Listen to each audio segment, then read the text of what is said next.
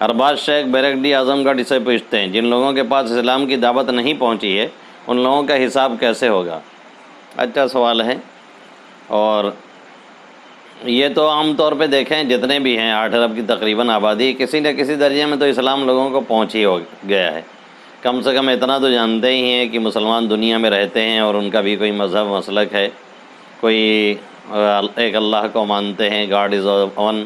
یہ بھی وہ جانتے ہیں، تو کچھ نہ کچھ حد تک تو لوگ جانتے ہیں، تو اسی اعتبار سے سوال بھی ہو جائے گا کل قیامت میں۔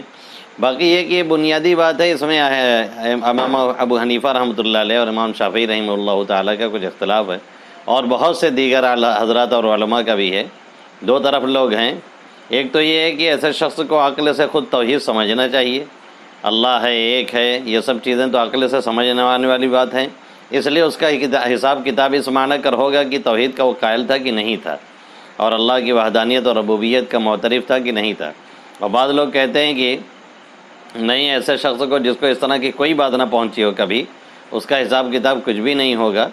کیونکہ اس کے پاس کوئی دعوت ہی نہیں پہنچی، کچھ معلوم ہی نہیں ہو سکا، تو حساب کیسا؟ وما ارسلنا